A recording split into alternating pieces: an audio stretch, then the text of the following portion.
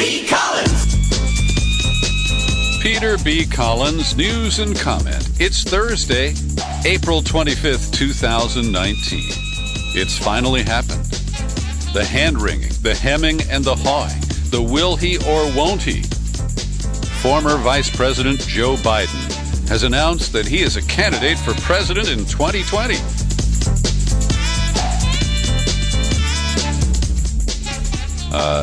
I was just yawning. Excuse me. I'll get right back to business here. And the way I characterize this, if YouTube will allow me... Here I come to save the day. So Joe Biden believes that he is here to rescue America from the evils of Donald Trump, and that he is the one best equipped to defeat Individual One in 2020. So he announced using a 3.5-minute video today that's focused on Charlottesville and the scene there in 2017. And Joe Biden says that he knew when Trump said that there were very fine people on both sides. Quote, I knew the threat to our nation was unlike any I'd ever seen in my lifetime. Now that's an interesting reference because he is admitting out of the gate that he's been around a long time. Yes, he has been in federal office even longer than Bernie Sanders. So I don't think that they'll beat each other up about being old or unwise. Anyway, I view this as anticlimactic. And I don't ordinarily make predictions, but I will here. I believe that in the next week to 2 weeks, we're going to see polls that indicate strong support for Joe Biden. He might even show up polling in first place. And I'd like to take a snapshot 6 months from now, at the end of October. And I believe that his numbers will have fallen by then. The reason is that Joe Biden doesn't have a real strong rationale for running.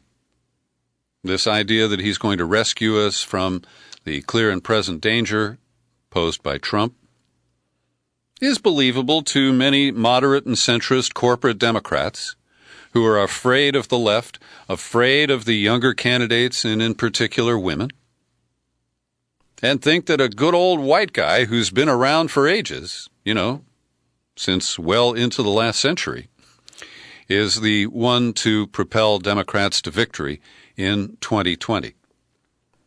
And Trump tweeted his insult, "Welcome to the race, Sleepy Joe.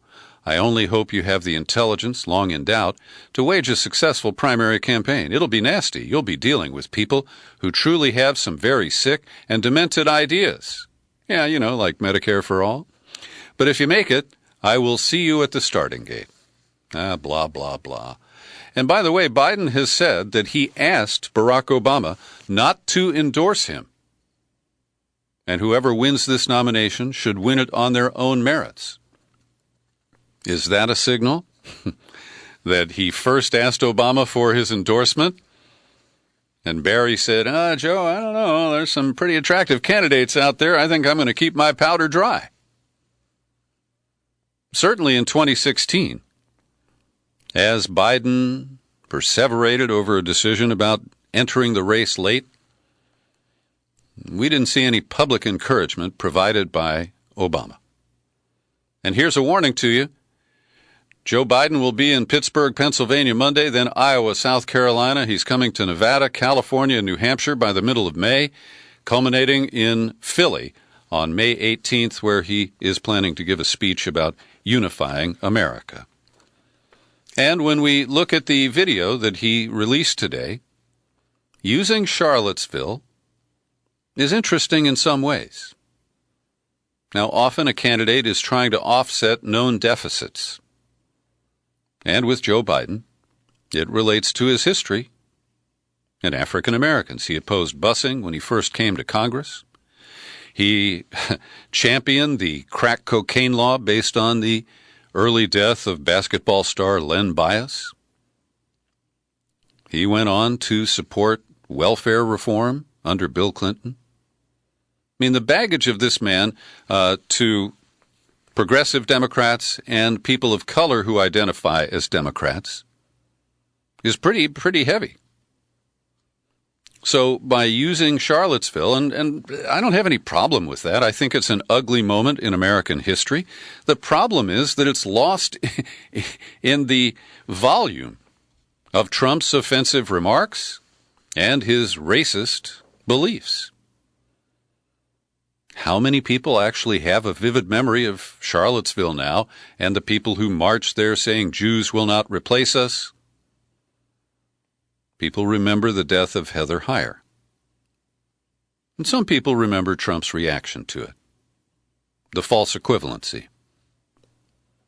But I don't know that it has the kind of traction that Joe Biden expects.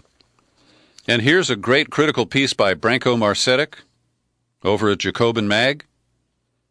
Headline, Joe Biden is a disaster waiting to happen.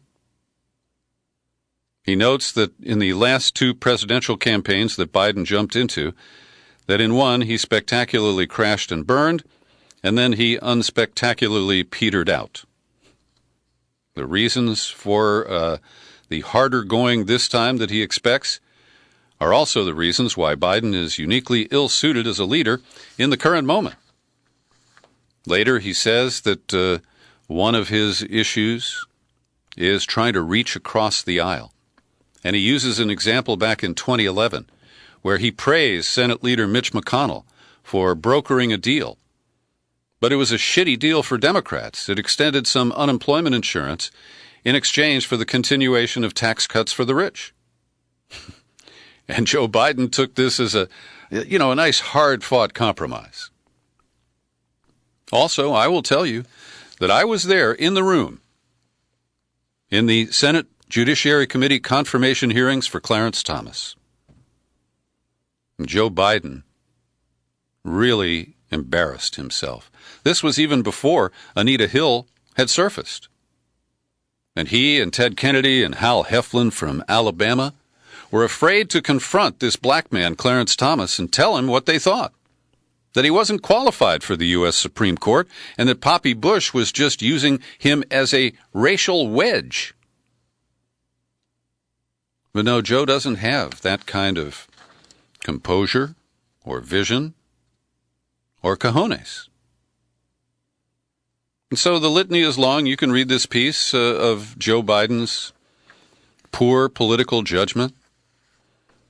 And I personally don't see any reason to reward him by supporting him in this quest to become president. And John Zwiebel forwarded a story, it's an opinion piece from The Hill, which retraces not-so-distant history. This is 2015-2016. Joe Biden interfering in Ukraine. This was after the U.S.-backed coup against Yanukovych. This was after his son Hunter Biden had been appointed to the board of the natural gas company Burisma Holdings. This was after a prosecutor, and Ukraine's riddled with corruption, still is today. That's what propelled the TV comic to become president this week. So Joe Biden threatened Ukraine by saying that he would pull $1 billion in U.S. loan guarantees unless they fired the prosecutor, Viktor Shokin. And Viktor Shokin was focusing on Burisma Holdings and corruption at that gas company. And Hunter Biden's company was drawing $166,000 a month from Burisma. That's a stinky deal. Really stinky. And Joe Biden bragged about how he got that prosecutor fired by extorting the leaders of Ukraine. Yesterday in Houston was a forum sponsored by a group called She the People, aiming to drive up voter participation among women of color. And there were 8 candidates who made the parade. Interesting, the coverage singles out the rough reception that Bernie Sanders got. And I think it's fair to characterize it that way. But Beto O'Rourke also got a kind of chilly reception there, and that's not reflected in the coverage that I'm currently looking at from the Washington Post. So Sanders was asked by the moderator, and I believe that was Joy Reid, at least for some of the candidates. I haven't seen a video of this, how he would handle the rise in white supremacy. He spoke of fighting discrimination, running a campaign to bring our people together around an agenda that speaks to all people, and then he talked about universal health care.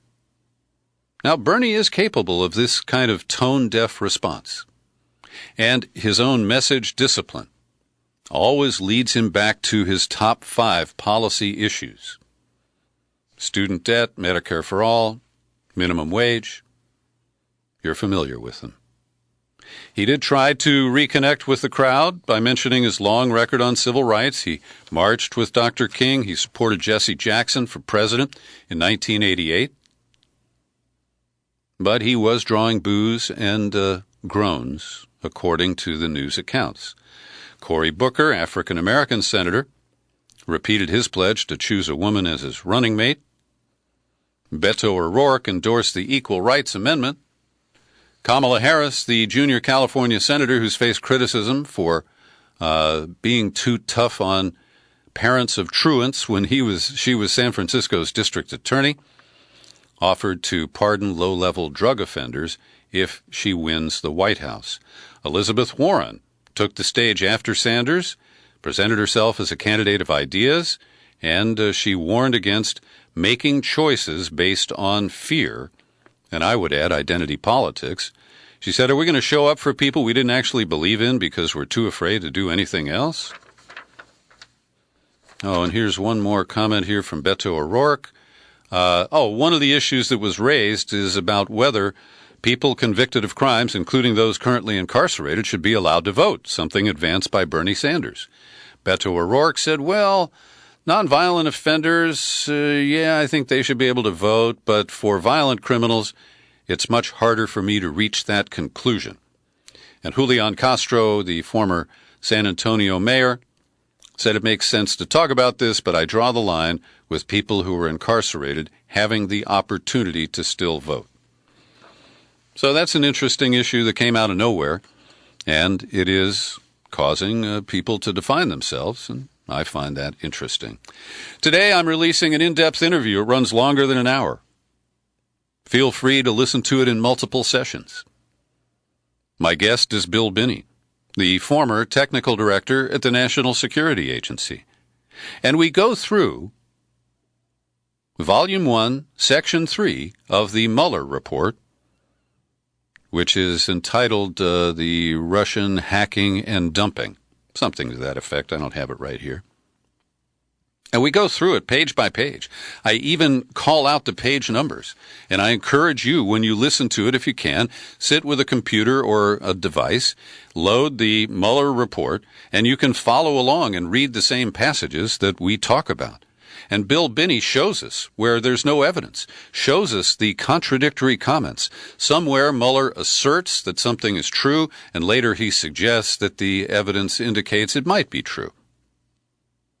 Mueller engages in speculation. He operates with an omniscient voice, most often not providing evidence or even an explanation of where the evidence came from. And here's an excerpt from my conversation with Bill Binney from very early in the interview, where I just asked him for his overall reaction to the Mueller report. I started looking at the Mueller report to try to look for some beef. Where's the beef in there that could prove what they were saying? And I couldn't find it. That's the basic overview. All I could find were assertions that the GRU did this, the GRU represented Goose for Two, and the D.C. leaks was a representation of the GRU, and no proof at all that that was connected, So there's I couldn't find any substance to it. In fact, I found contradictions in it where they said they asserted they did it, and then later on it says they appeared they did it, Mm-hmm. So it's and then in the end it said by the way, we didn't examine any of the servers or any of the relevant information or data or things that belong to the victims of this crime. So, but the FBI and the DHS and the states did. But that simply said the FBI. Well, the FBI never had possession of the DNC servers or any of that. So, where is this coming from? you know. That's Bill Binney. My in-depth interview is available later today for my subscribers at iTunes, TuneIn, Spreaker, Stitcher, and, of course, the home base at peterbccollins.com. And I want to note that Brian Massey, a longtime listener and a subscriber, he dropped me an email with a specific question for Bill Binney. And, Brian, I did ask the question. It's toward the end of the interview, and I'd be curious to get your reaction to his answer to your question. And speaking of Brian Massey, he's one of the people who supports my work with subscriptions, and there are others. Let's name some names. Andrew Harnack. Margaret Anderson just renewed her annual subscription. Polina Vasiliev and Peter J. Hoffmeister. They each kick in $5, $10, $20 a month, and Margaret's got an annual subscription. You've got options if you want to support me. All you have to do is visit peterbccollins.com, click on menu, click on Become a Subscriber. You're on the sign-up page, and it's easy to choose the level of support that's comfortable for you. And if you don't like to use PayPal, yo comprendo, you can address your correspondence and send checks, money orders, or even greenbacks to Box 150, 660, San Rafael, California, 94915. And yes, I've got bonus books. Trump on the Couch by Dr. Justin Frank, and the 2100 book, The Architect's Vision for an Adaptation to Climate Change at the Year 2100. Dystopian Utopia is the subtitle of the book. I think it's really powerful, and I'd love to send you a copy. All you need to do is take out a new annual subscription and give me a mailing address in the continental U.S. Larry C. Johnson joined me for a podcast a couple of months ago with Bill Binney. They're both former intelligence people and members of Veteran Intelligence Professionals for Sanity. VIPS will have a memo about the Mueller report out in the next few days. Bill Binney tipped me.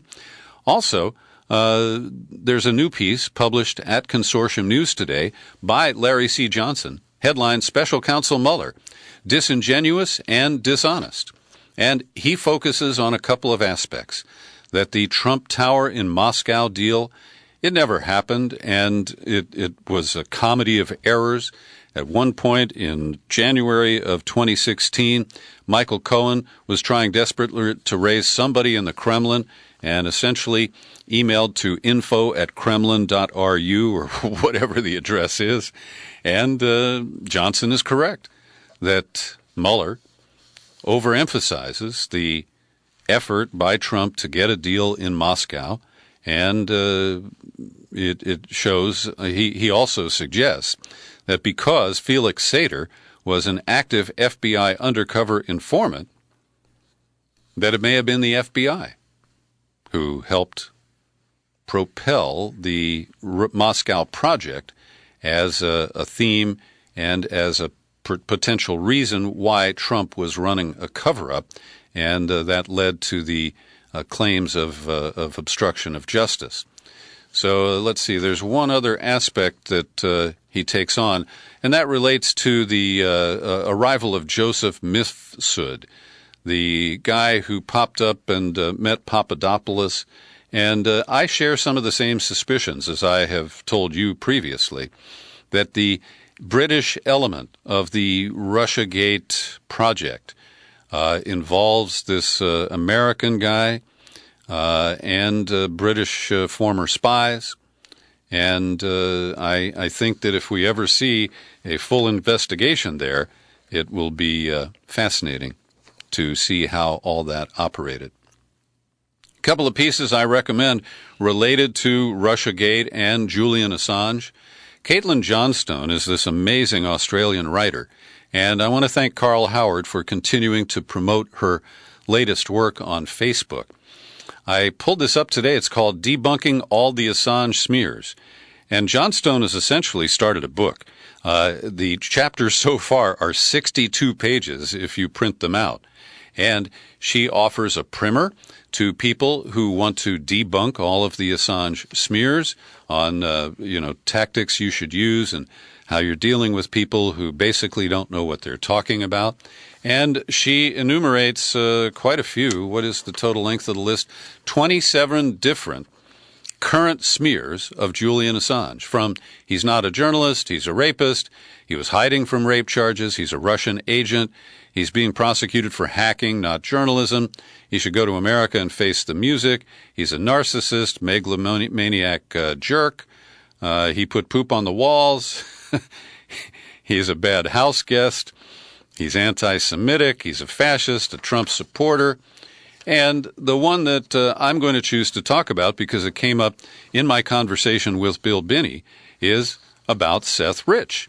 And as you may or may not know, Binney has been publicizing a letter that was responding to a Freedom of Information Act request, and the request was for any communications between Seth Rich and WikiLeaks. And the FOIA reply was, yes, we've got documents. 15 exchanges between Seth Rich and the people who were included in the query, including WikiLeaks, 32 pages from those 15 contacts, and all of the contacts involve Seth Rich. Not all involve WikiLeaks or other individuals. But this suggests that there was an effort by Seth Rich to communicate with WikiLeaks, and we've already seen certain elements surface of his email asking if WikiLeaks would pay for information from the DNC. So in smear 27, Caitlin Johnstone responds, the smear is he lied about Seth Rich. And I discussed this at length with Bill Binney, that Mueller claims that Assange dissembled.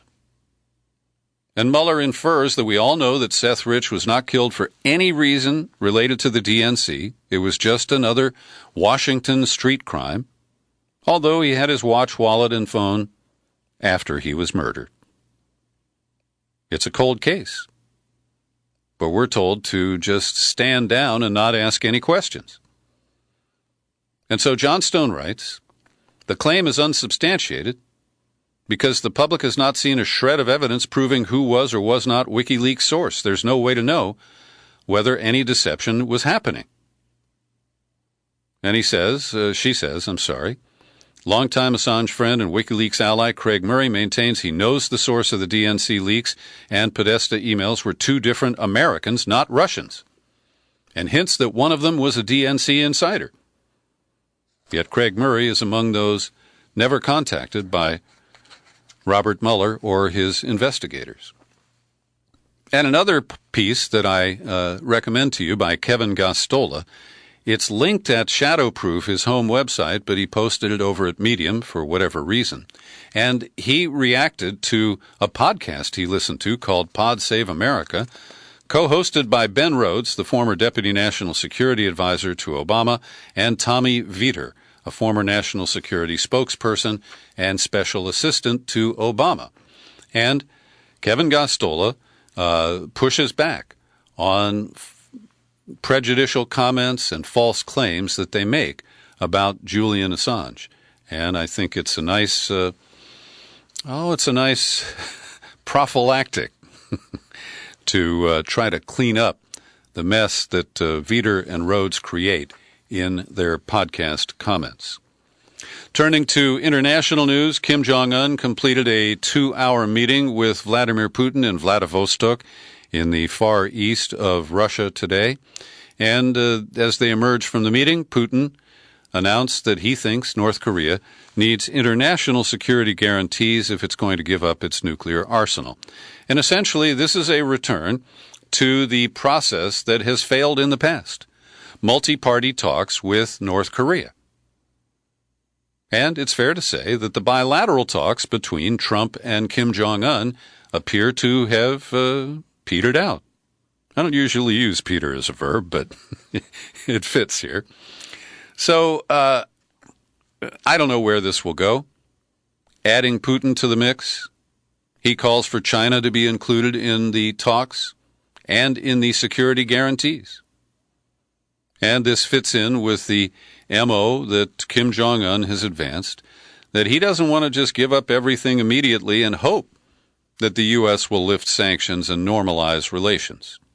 He wants to do it step by step. And if you look at how the U.S. pulled out of the six-party Iranian nuclear agreement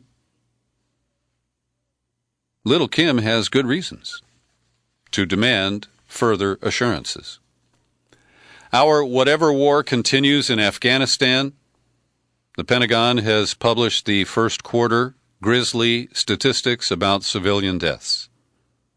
And while suicide bombings have decreased, the percentage of civilian deaths attributed to the operations of the United States and its Afghan allies has increased. It's basically equal between the civilian casualties caused by the Taliban and other militias and that of the government and the U.S. And recently I talked to a soldier who just returned from a tour of duty in Afghanistan. And the clear impression I get is that Trump has loosened the rules of engagement. The drone strikes that used to require authorization from the White House can now be approved by somebody at the rank of lieutenant colonel who is in theater, not outside.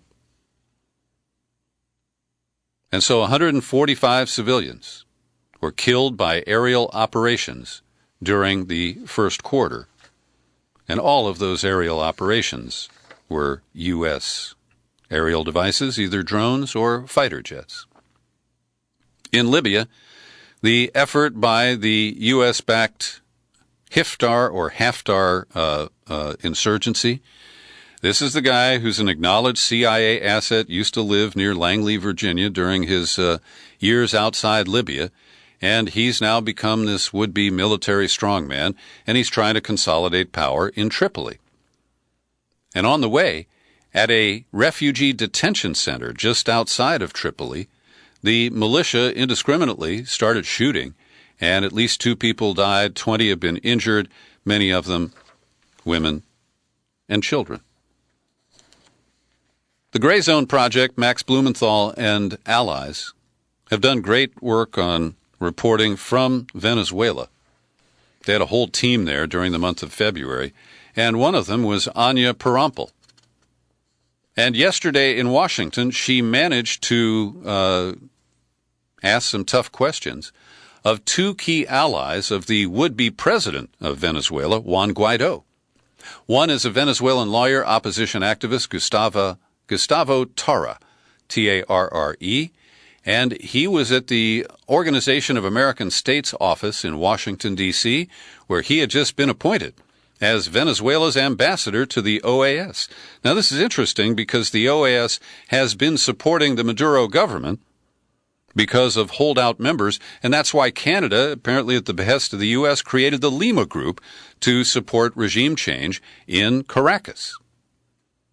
So this guy, Tara, who was on a list of people who met April 10th at the Center for Strategic and International Studies, where an American invasion of Venezuela was discussed, well, he was approached by the reporter Anya Parampil. I asked Tara if he had participated in that roundtable and if he thought it was normal for an ambassador to discuss a foreign invasion of his own country. He said, Venezuela is a country invaded by foreigners, invaded by Russian agents, invaded by Cubans. Parampil says she countered that any Russian and Cuban officials currently in Venezuela had arrived at the invitation of the recognized Maduro government. No, he barked at me. Any government that will help is invited. When the Soviet Union was invaded by Hitler, help from the Allies was fundamental. If not, there would be defeat at the beginning. The same with us. Now, that is an incoherent but angry response. Non-response, I'd say. And then she ended up talking with this other guy, David Smolansky, a former mayor of Caracas, a prominent figure in the Popular Will Party. And when she asked him about his participation in that April 10th meeting discussing an invasion of Venezuela, he replied by accusing the reporter of supporting Cuban agents torturing Venezuelans. And when she asked him when the last time he'd been to Venezuela, he said, it was about 5 years ago. Yesterday in Texas, they executed a man, and it's an execution that tests those of us who categorically oppose the death penalty. John King, age 44, had just gotten out of prison, was testing his white supremacist cred 20 years ago when he and a couple of other guys grabbed James Byrd, an African-American man, and they offered him a ride home. But then they beat him, they spray-painted his face, chained him to the back of a pickup truck, and dragged him to his death on an isolated back road. This lynching was a very sinister moment for many Americans. And I have to say that I don't have any real sympathy for John William King, but I still oppose capital punishment because it really isn't going to change the irrational decisions that many people make to commit ugly, grisly crimes. Elizabeth Drew, in an op-ed in today's New York Times, talks about the danger of not impeaching Trump. By the way, on the way in this morning, I heard Tom Hartman, who says he supports the Pelosi strategy not to call for impeachment now, but to continue with all sorts of investigations. And Elizabeth Drew, a reporter who covered Watergate, makes a number of key points. Democrats will run enormous risks if they don't hold to account a president who has clearly abused power and the Constitution and who has not honored the oath of office, who's had a wave of campaign and White House aides plead guilty or be convicted of crimes. And I'm running late here, but I do encourage you to read the piece, and I support most of the arguments that she offers. Facebook is facing sanctions by the Federal Trade Commission after it has abused the settlement they made about 7 years ago. And Facebook notified investors in its quarterly report that it is setting aside up to $5 billion for a massive fine from the Federal Trade Commission. It's a cost of doing business. Do you know how the stock market reacted? They boosted the share price of Facebook and increased the company's value by $40 billion. A mere $5 billion fine for stealing all that data that enables them to generate massive amounts of advertising revenue? No problem. FBI raided Baltimore City Hall and 2 homes belonging to the embattled mayor, Catherine Pugh. She is accused of accepting money nominally for the sale of a series of children's books that she has written. But one organization ordered $500,000 worth of kids' books, and they had no plan to give them away. This is reminiscent of Speaker Jim Wright. You remember him? He was bounced out of office in the early 90s because he wrote a book, and when he would appear before labor groups, he would engineer a deal where they'd buy 1,000 copies of his book. It was sleazy, but not on the scale of Mayor Pugh in Baltimore. And finally, a 3-judge panel in Michigan says that when a meter maid or other parking patrol officer puts chalk on your tire so that when they come back, if they see the chalk, they can write you a ticket, that's a violation of the Fourth Amendment. They don't have the right to chalk your car. I'm a little surprised by this. And it seems arcane because now traffic control officers have cameras and other devices to record license plate numbers and locations of vehicles. They don't need to chalk your tires anymore.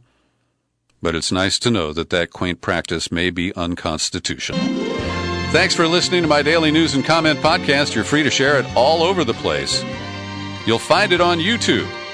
And I'm still Peter B. Collins. Happy trails to you until we meet again. Happy trails to you. Keep smiling.